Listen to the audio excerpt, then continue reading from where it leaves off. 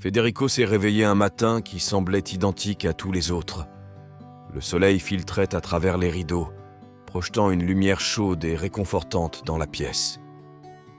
Cela semblait être un jour comme les autres, mais un appel téléphonique inattendu était sur le point de tout changer. Le téléphone sonna alors qu'il préparait le petit déjeuner, interrompant la tranquillité de sa routine. Lorsqu'il répondit, une voix à l'autre bout du fil le fit frissonner. Avant de continuer, abonnez-vous à notre chaîne et activez la cloche. Il y avait quelque chose de différent dans le ton de cette personne, quelque chose qui fit instantanément mal au cœur de Federico. Il sentait que ce n'était pas un appel ordinaire. Même s'il ne pouvait pas comprendre immédiatement ce qui allait se passer, une étrange sensation l'envahit. Il respira profondément, comme s'il se préparait à un changement imminent. Federico a toujours été un homme fort, habitué à affronter les adversités de la vie. Il avait perdu sa femme, Laura, dans un accident de voiture 5 ans plus tôt, et sa vie depuis lors avait été marquée par le chagrin. L'appartement où ils avaient vécu ensemble était devenu un lieu vide, rempli uniquement de souvenirs et de silences assourdissants. Là-bas, chaque pièce parlait d'elle, de ceux qu'ils avaient partagés et de ceux qu'ils n'auraient plus jamais. Dans les mois qui suivirent la mort de Laura, Federico avait vécu comme un fantôme. Les jours se succèdent quand même, plongé dans une grisaille désespérée. Il marchait sans but dans les rues de la ville, essayant de comprendre comment il pourrait avancer, s'il le pouvait encore. Mais un souvenir de Laura continuait de le tourmenter, un rêve qu'ils avaient partagé et qui, malgré tout, continuait de battre dans son cœur. C'est ce rêve, celui de devenir parent, qui l'a finalement poussé à prendre une décision inattendue. Federico a décidé d'adopter un enfant. Ce n'était pas un choix pris à la légère. Il était conscient de sa responsabilité, mais estimait que c'était le seul moyen de combler le vide qui le dévorait. Il savait que l'amour qu'il éprouvait pour Laura n'avait pas disparu, et il voulait le partager avec une autre âme dans le besoin. Federico s'est rendu au centre d'adoption un matin d'automne. L'air était frais, et alors qu'il se dirigeait vers le bâtiment, une partie de lui n'était pas sûre de ce qu'il s'apprêtait à faire. Il a été accueilli par une jeune assistante sociale nommée Elisa, qui l'a regardé avec un mélange de gentillesse et de scepticisme. D'habitude, on ne confie pas les enfants à des parents seuls, lui dit-elle avec un sourire triste, comme si elle voulait déjà le préparer à une déception. Mais Federico ne se laisse pas décourager. Il a parlé avec Elisa de son désir d'être père, de sa capacité à donner de l'amour et à prendre soin d'un enfant, comme il l'avait fait avec Laura. 16 paroles pleines de sincérité et de détermination ont frappé Elisa. Après réflexion, la femme a proposé l'adoption d'un enfant ayant des besoins spéciaux, un petit garçon nommé Lucas, âgé de seulement 4 ans. Lucas était passé par plusieurs familles d'accueil et portait sur ses épaules une douleur que peu de gens pouvaient comprendre. Federico, cependant, n'hésita pas un instant. Lorsqu'il a rencontré Lucas pour la première fois, quelque chose en lui a changé. Le petit Lucas, avec ses grands yeux curieux et son sourire timide, a immédiatement touché le cœur de Federico. Lucas souffrait du syndrome de Down et nécessitait une attention particulière.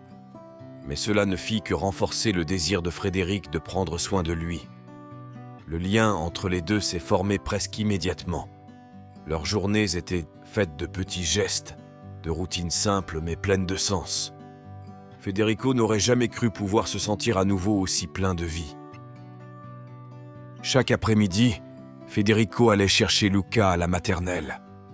C'était devenu le moment le plus attendu de sa journée.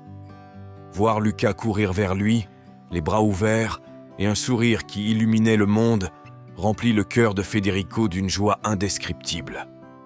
Cet amour pur et inconditionnel était ce qu'il avait toujours voulu, ce dont sa vie avait désespérément besoin. Malgré tout, La vie n'a pas été sans difficulté.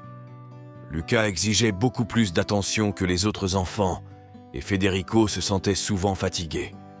Mais sa détermination était inébranlable. Il était prêt à faire tout ce qui était nécessaire pour garantir à Lucas le bien-être et le bonheur qu'il méritait. Les années passent et Lucas grandit dans un environnement paisible et aimant. C'était un enfant heureux, aimé de tous ceux qui le rencontraient. Federico n'a jamais oublié Laura. Souvent, pendant les tranquilles soirées d'hiver, en regardant Lucas dormir, il murmurait une promesse à sa femme. « J'ai trouvé un moyen de combler le vide que tu as laissé. J'ai trouvé une nouvelle raison de vivre. » Ce sont des mots qui lui ont donné de la force, qui lui ont permis de continuer malgré les difficultés. Un jour, alors que Federico était au travail, il reçut un appel téléphonique d'Elisa. Le ton de sa voix était tendu, et Federico comprit immédiatement que quelque chose n'allait pas. Elisa lui explique que les parents biologiques de Lucas sont arrivés après de nombreuses années et qu'ils souhaitent le contacter. La nouvelle le frappa comme un éclair. Il ne savait pas à quoi s'attendre. Que pouvait-il vouloir après tout ce temps ? Elisa lui dit que les parents de Lucas lui avaient écrit une lettre et qu'il serait important de la lire. Federico trembla légèrement en ouvrant l'enveloppe. À l'intérieur se trouvait une lettre écrite par le père biologique de Lucas. L'homme a raconté une histoire de douleur et de difficulté, expliquant comment un accident l'avait rendu tétraplégique et comment il avait été contraint de donner son fils en adoption.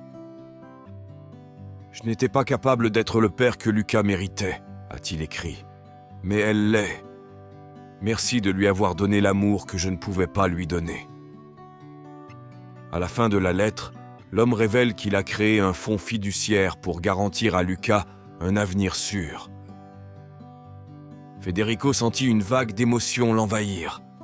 Il se sentait dépassé, mais aussi profondément reconnaissant. Il comprit que le moment était venu de dire à Lucas la vérité sur ses origines. Ce n'était pas une conversation facile, mais avec patience et amour, il a expliqué à Lucas qui étaient ses parents biologiques et pourquoi ils avaient fait ce choix. Lucas écoutait en silence, avec la maturité dont il avait toujours fait preuve, malgré son jeune âge. Il n'y avait ni colère ni tristesse dans ses yeux, seulement de la compréhension. Ce soir-là, en le mettant au lit, Federico comprit que leur lien était plus fort que jamais. Les années ont passé, et malgré les défis quotidiens, Federico et Lucas ont continué à vivre ensemble comme une véritable famille. Ils ont affronté toutes les difficultés avec courage et amour.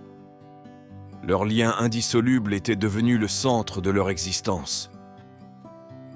Un jour, observant Lucas jouer avec insouciance, Federico sourit et pensa « La vie nous présente des défis inattendus, mais elle nous offre aussi de précieux cadeaux que nous n'aurions jamais pu imaginer. » Avez-vous aimé cette histoire ? Écrivez-le dans les commentaires ci-dessous.